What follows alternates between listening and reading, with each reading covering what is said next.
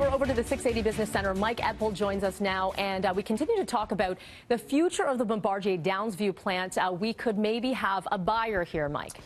Yeah, good morning, Melanie. TD Bank has been hired by Bombardier to seek bidders for that big piece of property pretty much in the heart of the city. The Downsview property is 375 acres, 10% of which is occupied by the Bombardier Downsview plant. So Bombardier, its plan here is to shift the Downsview facility somewhere closer to Pearson, continue building Global 6000 business jets and the Q400 turboprops, even though the union, Unifor, doesn't want the plant to be moved, and then sell this massive piece of underutilized space for anywhere from $500 million to $1 billion. This, according to Bloomberg News. And again, the TD Bank's been hired to seek bidders, and already there are potential residential real estate developers lining up. It would have to be rezoned for residential. It is currently basically designated for commercial use.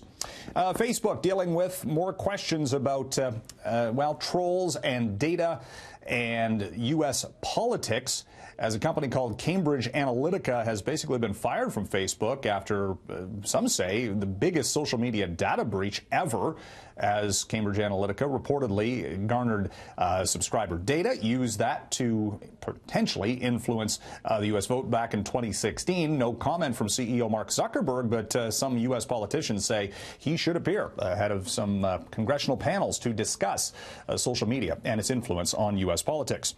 Markets starting the trading week to the downside. Triple-digit drop for the Dow futures in the early going this morning. Wednesday, we've got a decision on U.S. interest rates, and the expectation is the U.S. Federal Reserve will be raising interest rates 0.25%, one of possibly 3 or 4 interest rate hikes this year. So markets a little bit nervous about that. Canadian dollars at its lowest level since June, hit 76 cents U.S. earlier this morning, and probably good for people coming back from trips to the States as it's gotten more expensive to buy U.S. dollars. And also today coming up, an announcement coming regarding perhaps an expansion or new fleet requirements for via rail. Transport Minister Marc Garneau set to make an announcement in Etobicoke this afternoon, and the via fleet could use an upgrade. Some of those trains have been around for 30 years or so, and we'll see if there's any dollars coming from the Canada Infrastructure Bank for that. We'll send it back to the studio.